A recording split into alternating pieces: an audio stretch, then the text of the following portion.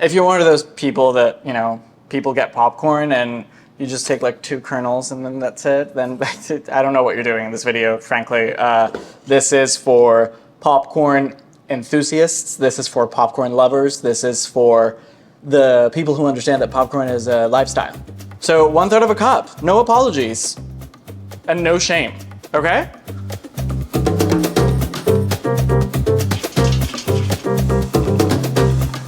Welcome back, everyone. Today is movie night. No, I'm kidding. It's not movie night, but it might as well be because we are making popcorn.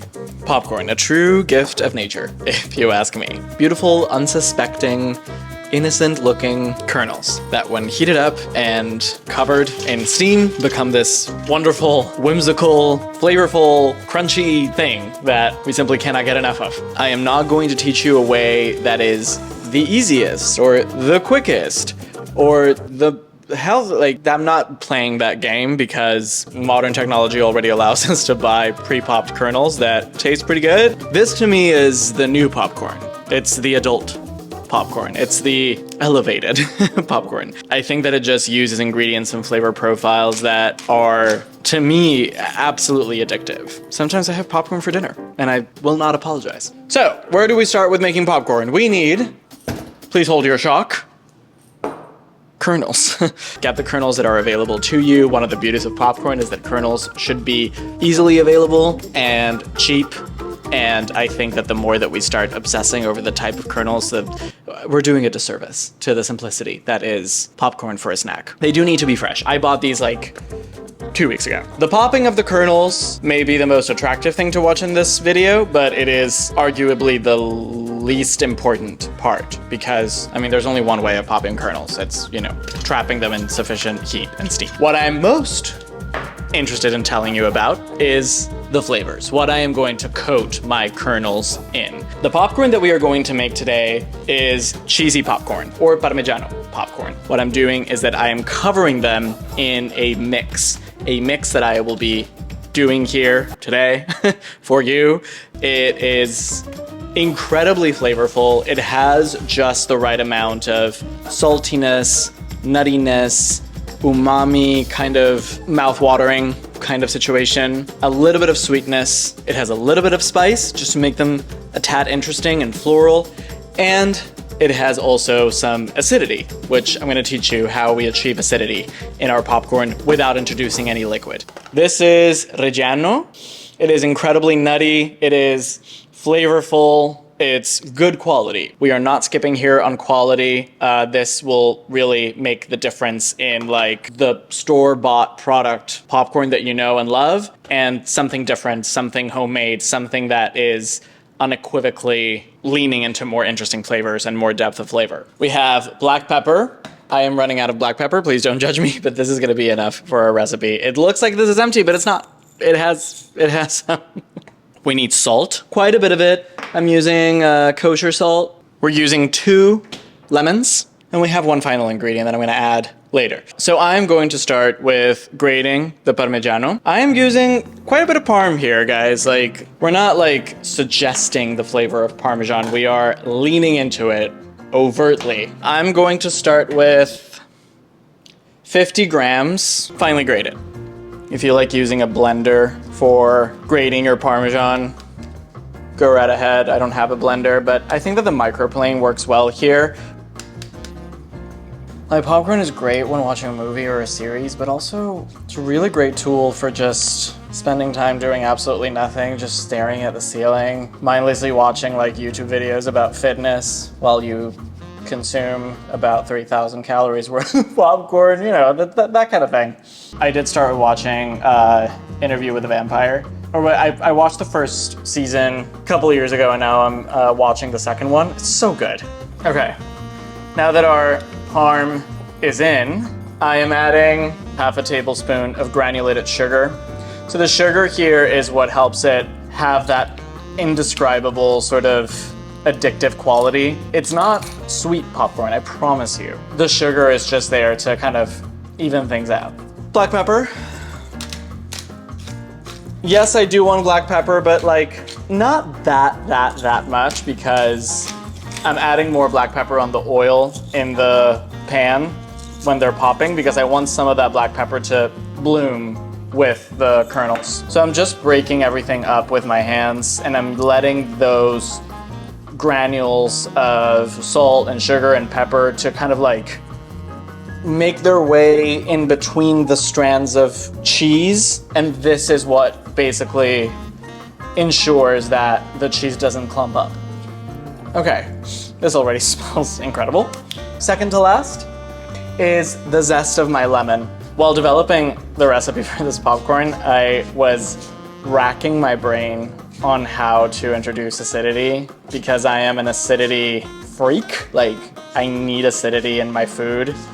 I think that all Mexicans do, to be honest. I think that's how we grow up putting lemon on everything.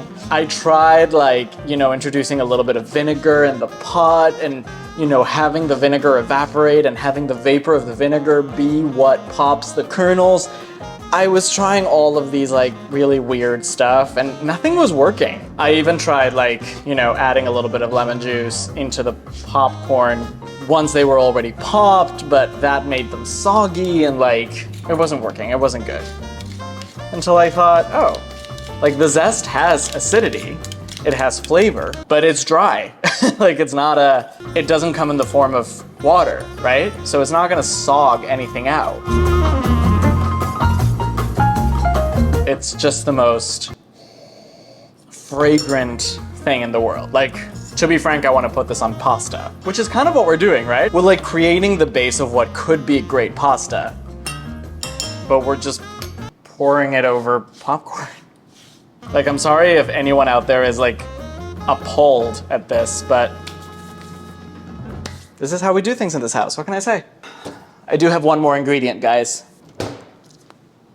It's MSG. I'm going to be adding 1 teaspoon. The MSG makes everything incredibly savory. It gives it a mouthfeel that is not that easy to replicate. If you don't want to put MSG in there or you don't have any, maybe some powdered sort of bouillon thingies like Knorr, as long as it's in powder form, you can crumble it up and you can add it to this mixture. That would do a similar effect. Okay, we have a beautiful, amazing, delicious, flavorful, fragrant, sexy, mixture here.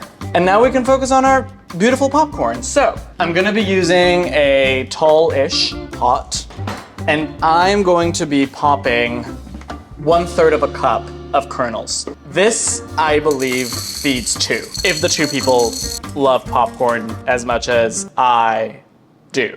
Also, isn't this an amazing thing of nature? Look at the amount of kernels that we have here and the amount of popcorn that we're gonna have. These are the investments that we want.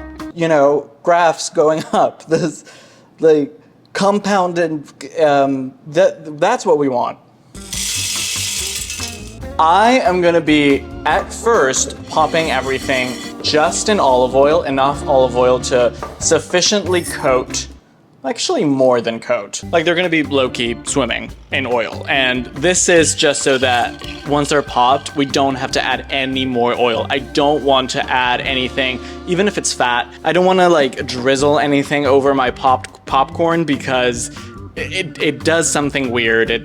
Popcorn doesn't play well with drizzled things. It doesn't share, it just kind of absorbs. So, and now what I'm doing is seasoning everything. So I'm seasoning with a little bit more salt and pepper, and then I'm putting in the heat to gradually come up to temperature.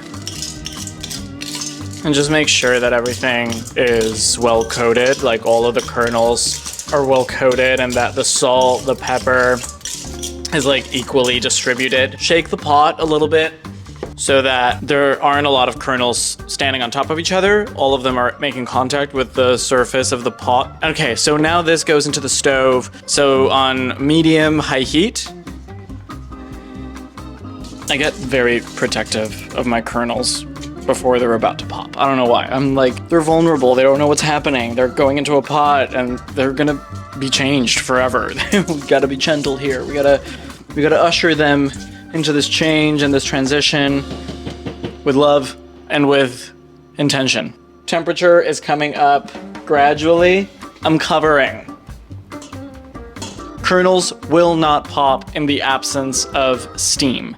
As they start heating up, they start releasing their own steam, their own tiny little water content, and once they feel and they see that that steam is being trapped, that's what promotes them to pop. Once most of them have popped, I will turn down the heat just to make sure that nothing is burning on the bottom of the pot.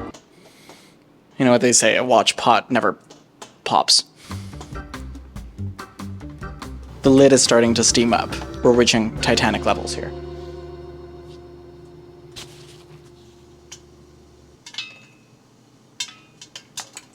It's happening. Shaking. Lowering the heat.